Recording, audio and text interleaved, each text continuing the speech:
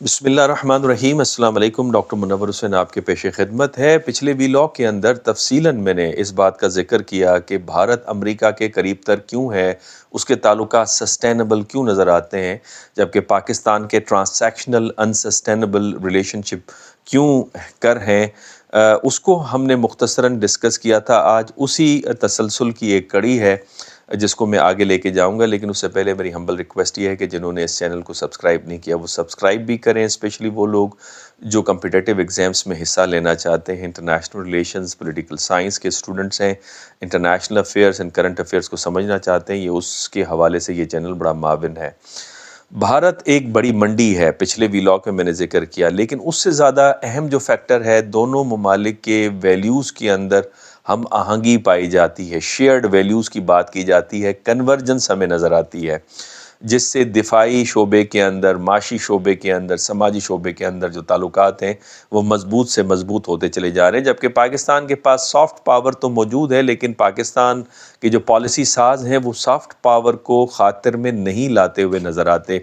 پاکستان کے پاس ایسے soft power کون سے ہیں جس سے پاکستان فائدہ اٹھا سکتا ہے اپنی خارجہ پالیسی کے اندر؟ اس میں ایتھنک اینڈ کلچرل پلورالٹی ہے، سینک سائٹس ہیں جس سے ہم ٹورزم کو پروموٹ کر سکتے ہیں۔ پاکستان کی قوم کے اندر ہاسپٹیلٹی کوٹ کوٹ کے بڑھی ہوئی ہے، جس کا ذکر بارہا ہوتا رہا ہے۔ ہسٹوریکل کلچرل ہمارے ڈیموکریٹک انسٹیٹیوشنز ہیں، جیسے اوطاق ہے، پنچایت ہے، جرگہ ہے، جسے ہمیں پروموٹ کرنا چاہیے۔ اس کے علاوہ پاکستان کے اندر نیچرل ریسورسز ہیں، جیسے گولڈ ہے، کاپر ہے، رننگ واٹر ہے، جس پہ آپ الیکٹریسٹی کو پروڈیوس کر سکتے ہیں، لیکن ان چیزوں کی طرف ہم متوجہ نہیں ہوتے، اپنے آرٹ اینڈ کلچر کو پروموٹ دنیا کے اندر نہیں کرتے۔ یہی وجہ ہے کہ جب ہمارے تاثر کمزور ہوتا ہے تو تاثر کو بہتر بنانے کے لیے ہر پالیسی کے اندر ہم مغرب کی طرف دیکھتے ہیں۔ اس کی قریب میں مثال ایران گیس پائپ لائن ہے، جس کی وجہ سے ہم امریکہ کی طرف دیکھتے ہیں، اور ہم اپنے لوگوں کی ضروریات کو اس انداز سے پورا نہیں کر سکتے۔ مجھے یاد ہے کہ قریب میں جے شنکر صاحب، جو کہ فارن منسٹر ہیں انڈیا کے، قطر کے دورے کے اوپر تھے، جب امریکنز نے یہ اعتراض اٹھایا اور اسٹیٹمنٹ جاری کی کہ انڈیا کیوں کر پینگے بڑھا رہا ہے روس کے ساتھ، تو جے شنکر نے ترکی بترکی جواب دیتے ہوئے کہا کہ جو ہمارے لوگوں کی ضروریات ہے اس کو ہم پورا کر کے رہیں گے اور کہیں سے بھی ڈکٹیشن نہیں لیں گے۔ بہرحال دوسرا میرا امپورٹنٹ پوائنٹ یہ ہے کہ امریکہ بھارت جو جمہوریت ہے وہ ہم آہنگی کا باعث بن رہا ہے، اور امریکہ کے اندر بھارت کا یہ تاثر ہے کہ بھارت جمہوریت کا جزیرہ ہے، جس کے ارد گرد غیر جمہوری ممالک جو ہیں وہ موجود ہیں، جس میں چین کا نام لیا جاتا ہے، افغانستان کا نام لیا جاتا ہے، ایران، روس، اور بدقسمتی سے پاکستان کو بھی اس میں شامل کرتے ہیں۔ لہٰذا جو بھارت کا سافٹ پاور ہے وہ مغرب کے اندر بڑھ چڑھ کے بول رہا ہے، اور بھارت کی خارجہ پالیسی کے اہداف کے حصول کے اندر بہت ہی زیادہ معاون سمجھا جاتا ہے۔ اور جو مغرب اور مشرق کے ممالک کے درمیان میں امریکن یہ سمجھتے ہیں کہ جو تناؤ بڑھتا جا رہا ہے، اور چند سالوں کے اندر اگر کولڈ وار پالیٹکس ٹائپ سیاست دنیا کے اندر دوبارہ شروع ہوتی ہے اور نئی صف بندی بنتی ہے، تو بھارت امریکہ کے ساتھ کھڑا ہوگا، because we have a shared values. اور یہی وجہ ہے کہ جو جمہوریت ہے، جو کامن ویلیوز ہیں، وہ دونوں ممالک کو قریب تر لا رہے ہیں۔ حالانکہ حقیقت میں اگر آپ دیکھیں تو جمہوریت دنیا میں اس وقت کمزور ہوتی جا رہی ہے، جس کے بارے میں کہتا ہوں کہ لبرل زیادہ لبرل ہو کے رہ گیا ہے۔ ٹیکنوکریٹس کی حکومت آپ کو زیادہ نظر آتی ہے۔ اس کی تازہ مثال جو ہے وہ آپ غزہ اور اسرائیل کی جنگ کو سمجھ لیجئے، چونکہ جمہوریت کے اندر ڈاکٹرائن آف سیلویشن جو جیرمی بینتھم نے دیا تھا وہ مرکزی حیثیت رکھتا ہے، اور اس کے مطابق میجورٹی آف دا پیپلز یا اکثریت لوگوں کی خوشحالی جاتی ہے۔ خوشحالی جو ہے امن کے اندر مضمر ہے، جنگ و جدل کے اندر نہیں ہے، لہٰذا لوگوں کے رائے پر مبنی حکومت امن کی طرف جائے گی، جنگ کی طرف نہیں جائے گی۔ لیکن ہم یہ دیکھتے ہیں کہ غزہ اسرائیل وار میں عوام کی رائے ایک طرف کھڑی ہے، اور مغرب کی حکومتیں جو ہیں وہ دوسری طرف کھڑی ہیں، اور مغرب لگاتار اسلحہ اسرائیل کو مہیا کر رہی ہیں۔ لہٰذا جمہوریت اس انداز سے نہیں پھل پھول رہی دنیا میں جس انداز سے اس کو پھلنا پھولنا چاہیے تھا۔ بہرحال جہاں تک بھارتی جمہوریت کا تعلق ہے تو کیا وہاں پہ اقلیتیں محفوظ ہیں؟ یہ ویڈیو بہرحال کئی دفعہ وائرل ہو چکی ہے کہ کیا مسلمان دلی اور ممبئی کے اندر گھر لے سکتے ہیں۔ اسی طرح اگر پاکستان کی آپ اقلیتوں کی حالت دیکھیں تو اس طرح تو ان کی قسم پرسی کی حالت نہیں، لیکن البتہ ان کو وہ عزت بھی حاصل نہیں جو عام مسلمان شہری کو پاکستان کے اندر حاصل ہے۔ اس کی تازہ مثال حلوے سے بنی ہوئی حلوہ رائٹنگ والی جو کپڑے پہنے ہوئے تھے خاتون نے، جس پر مذہبی جنونیت لوگوں نے اس کو قتل کرنے کی دھمکیاں دینا شروع کی، اس کو بچانے میں اہم کردار دکاندار کا تھا، اس کے دو سیلس مین کا تھا جو کہ عیسائی تھے۔ ان کو تو حکومت نے کوئی ایوارڈ یا کوئی شاباش نہیں دی، لیکن پولیس افسر کو جن کا واقعی کریڈٹ بھی تھا ان کو صرف دے دیا۔ تو یہ مثالیں ہمارے سامنے آتی ہیں۔ پاکستان کا جو دوسرا بڑا مسئلہ ہے وہ پاکستان کی عزت اس طرح سے نہیں ہے جو بھارت کی عزت ہے، اور اس کی اصل وجہ آئی ایم ایف کے اوپر انحصاری ہے۔ پاکستان کے اندر بہت سارے ایسے ایکسپرٹ ہیں جو اس بات پر یقین رکھتے ہیں کہ 1989 کے بعد جب ہم آئی ایم ایف کا پیکیج لینے گئے تو اس کے بعد پاکستان کی اکانومی میلٹ ڈاؤن ہونا شروع ہو گئی۔ 1990 تک پاکستان کی اکنامک پرفارمنس بھارت اور بنگلہ دیش سے بہتر تھی، تاکہ اس سے ہمیں نکلنا ہوگا۔ میرا اگلا پوائنٹ یہ ہے کہ جمہوریت امریکہ کی عوام کے سامنے انتہائی اہم ہے، اور گو کہ امریکی حکومت سیکیورٹی کے نام پر غیر جمہوری حکومتوں کے ساتھ وقتاً فوقتاً تعاون کرتی رہی ہے، لیکن عوام کیا سمجھتی ہے اس حوالے سے Chicago council of global affairs نے 2022 میں ایک سروے کیا جس کے مطابق 60% امریکی جمہوریت کو بہترین طرز حکومت امریکہ کے لیے اور دنیا بھر کے ممالک کو سمجھتے ہیں۔ 85% یہ سمجھتے ہیں کہ جو حکومت گھر میں اپنے لوگوں پر ظلم و ستم ڈھاتی ہے،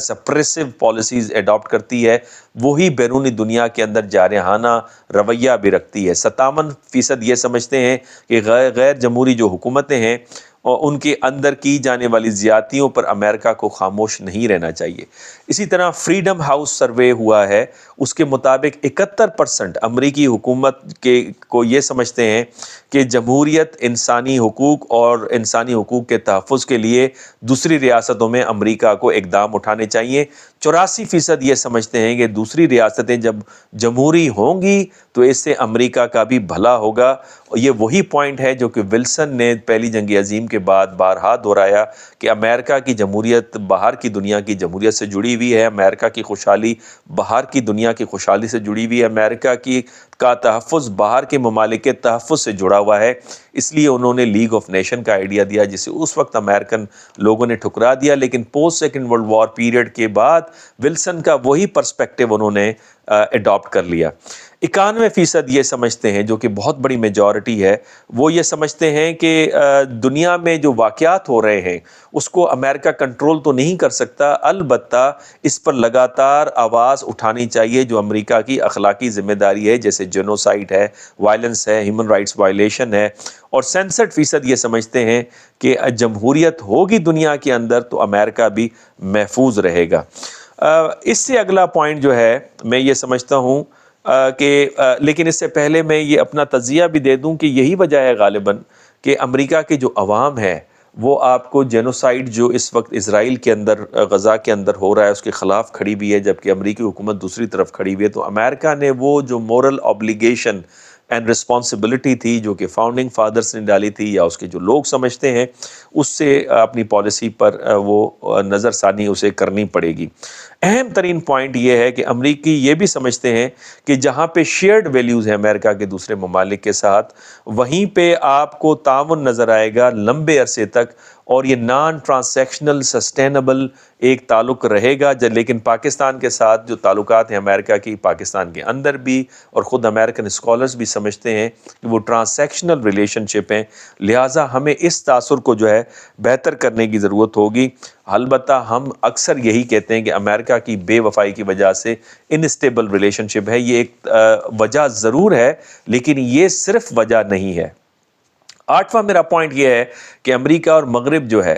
امریکہ اپنے ویلیوز کو اس حد تک اہمیت دیتا ہے کہ یورپین یونین کی بناوٹ ہو، تائیوان کے ساتھ تعاون ہو یا برطانیہ کے ساتھ خصوصی تعلقات ہوں، یا اس وقت یوکرین کی جو وار چل رہی ہے رشیا کے خلاف، اس کے اندر جو امریکہ کا جو سپورٹ ہے وہ انہی شیئرڈ ویلیوز کی وجہ سے وہ کہہ رہے ہیں کہ ہم ان کے ساتھ تعاون کر رہے ہیں۔ البتہ اگر یہ کہا جائے کہ ویتنام کی جو یوکرین کی وار ہے یا ساؤتھ چائنا کے اندر جو معاملات تائیوان کے حوالے سے ہے یہ لبرل ایجنڈا ہے تو یہ غلط ہوگا. ایک ریئلسٹ ایجنڈا ہے جس میں امریکہ کو دھاک بٹھانا اصل ان کا مقصد ہے. اگر ہم نتیجے کی بات کریں تو اس لحاظ سے میں یہی کہوں گا کہ اقدار پر مبنی جتنے بھی سروے ہوئے ہیں، جتنے بھی رپورٹس اینڈ پولس ہمارے سامنے آئی ہیں، وہ واضح کرتی ہیں کہ امریکی عوام زیادہ تر امریکی اقدار کو پھیلانا چاہتی ہیں، اور کولڈ وار پالیٹکس ٹائپ اگر پالیٹکس دوبارہ شروع ہوتی ہے تو اس میں وہ سمجھتے ہیں کہ امریکہ کا ساتھ وہی ممالک دیں گے جو ہمارے ساتھ ویلیوز کو شیئر کرتے ہیں، اور اس میں سر فہرست جو ہے وہ ڈیموکریسی ہے. اسی حوالے سے گیلپ اینیول ورلڈ افیئرس جو سروے ہے اس کے مطابق امریکنز بھارت کے حوالے سے اچھے خیالات رکھتے ہیں، اور 6 فیوربل ڈیسٹینیشن ہے امریکہ کے لیے، اور 77% امریکہ فیوربل ویوز رکھتے ہیں انڈیا کے لیے، جو کہ اسرائیل سے بھی زیادہ ہے. 2022 کے سروے کے مطابق اسرائیل کا اس وقت 71% تھا، اب تو بہت زیادہ لو ڈاؤن ہو گیا ہے. اس حوالے سے اب پاکستان کو کیا کرنا چاہیے، چند پالیسی سجیشنز میں آپ کے سامنے رکھ دیتا ہوں.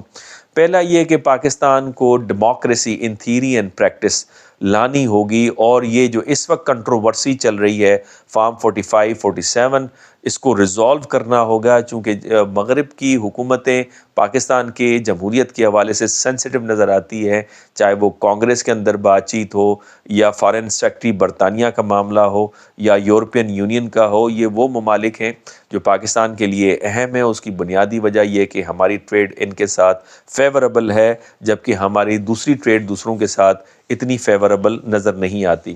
دوسرا یہ کہ پاکستان کو theory and practice balance relationship رکھنے ہوں گے، ایسٹ کے ساتھ بھی اور ویسٹ کے ساتھ بھی، چین اور رشیا کے ساتھ بھی، اور امریکہ اور مغربی ممالک کے ساتھ بھی. لیکن اس میں جو اہم رکاوٹ ہے وہ پاکستان کی اشرافیہ ہے، جن کو جذباتی طور پہ اور ذہنی طور پہ ان کا جھکاؤ مغرب کی طرف ہے. وہاں پہ ان کی پراپرٹیز ہیں، وہاں ان کے بچے پڑھ رہے ہیں.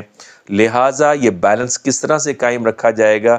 میں سمجھتا ہوں یہ مشکل کام ہے، لیکن پاکستان کو یہ کرنا ہوگا. امریکہ کی خاطر سی پیک جو پاکستان کی لائف لائن ہے، کنیکٹیوٹی اینڈ ٹریڈ کو جاری کرے گا، جس کی راہداری کے مد میں پاکستان $30 بلین ایک اور تقریباً $300 بلین دوسرا سالانہ کما سکتا ہے. کبھی بھی اس پہ کمپرومائز نہیں کرنا چاہیے، اور نہ چین کی خاطر اور روس کی خاطر امریکہ جیسے پرانے دوست کے ساتھ اپنی دوستی کو ختم کرنا چاہیے. تیسری میرا سجیشن یہ ہے کہ اگر آپ latest democracy index of economics magazine کو دیکھیں، اس کے مطابق پاکستان جمہوری ملک نہیں ہے بلکہ اتھارٹیرین ریاست کے طور پہ لی جا رہی ہے. لہٰذا جو نان ٹرانزیکشنل سسٹینیبل ریلیشن شپ ہے مغربی ممالک، اس کو آپ کو اہمیت دینی ہوگی، اور مغربی جو لوگ ہیں ان کا جو تاثر ہے پاکستان کے بارے میں، اس کی جو اہم چیز ہے وہ سوشل میڈیا ہے. لہٰذا سوشل میڈیا کے ذریعے سے اپنے بیانیے کو بنانا ہوگا، پہلی بات. اور دوسری اس کے ساتھ جڑی ہوئی بات یہ کہ اگر آپ سوشل میڈیا پہ قدغنیں پاکستان میں لگائیں گے، جیسے ٹویٹر کو بند کرنا ہے، یا اب سینٹ کے اندر ایک بل پیش کرنے کی بات ہو رہی تھی ایک سینیٹر کی طرف سے کہ سوشل میڈیا کو بین کر دیں، میں سمجھتا ہوں پاکستان مسلم دنیا کے اندر سب سے زیادہ لبرل کنٹری ہے. پاکستان کے اس تاثر کو بڑھانا چاہیے، نہ کہ قدغنیں لگا کر اس تاثر کو مزید ہم خراب کریں. اور جو باز گشت دھاندلیوں کے حوالے سے الیکشن میں چل رہی ہے، جس پہ اس وقت مغرب سینسٹیو ہے، اسے ہمیں الیکشن کمیشن کے لیول پہ یا جوڈیشری کے لیول پہ ہمیں ریزالو کرنا ہوگا تاکہ ہمارا تاثر بہتر ہو. اور میری چوتھی یہ سجیشن ہے کہ پاکستان کو اپنے سافٹ پاور کو استعمال کرنا ہوگا اپنے تاثر کو بہتر بنانے کے لیے، بالخصوص امریکہ کے اندر، برطانیہ کے اندر، فرانس کے اندر. انہیں یقین دلانا ہوگا کہ جو بیلٹ کی جو پاور ہے وہ امریکہ، فرانس اور صرف برطانیہ کی نظر میں اہم نہیں ہے، پاکستان کی نظر میں بھی اہم ہے. اور میرا پانچواں یہ ہے کہ آپ اس تاثر کو ریفارم لا کر بہتر بنا سکتے ہیں. شدید ضرورت ہے پاکستان کے economic, political and social reforms لانے کی، اور وہ پاکستانیوں کے حوالے سے ان کو فیسیلیٹیٹ کرنے کی جو کہ باہر کی دنیا میں ہیں، چونکہ وہ پاکستان کے ایمبیسڈر ہیں، نہ کہ ان کو تنقید کا نشانہ بنایا جائے. میری چھٹی ریکویسٹ یہ ہے کہ پاکستان مسلم ممالک کے اندر زیادہ لبرل ہے، لہٰذا اس لبرل پوسچر کو اور اس تاثر کو نیریٹو کے ذریعے سے آگے بڑھانا ہوگا. اس حوالے سے جو پاکستان کے اسٹیٹ اونڈ جو میڈیا آؤٹ لیٹس ہیں اسے فائنینشیل بھی مضبوط کرنا ہوگا ہمیں، اور اس کے ساتھ ہمیں انہیں آزادی بھی دینی ہوگی. چھوٹی سی غلطی پہ پوری ٹیم کو نکالنا، یا اس وقت ریڈیو پاکستان کی جو کنڈیشن ہے جس میں وہاں پہ 3 ماہوں سے تنخواہیں نہ دینا، میرے خیال میں یہ بہتر نہیں ہے. اس کو ہمیں بہتر بنانے کی ضرورت ہے. اجازت دیجیے، اللہ حافظ.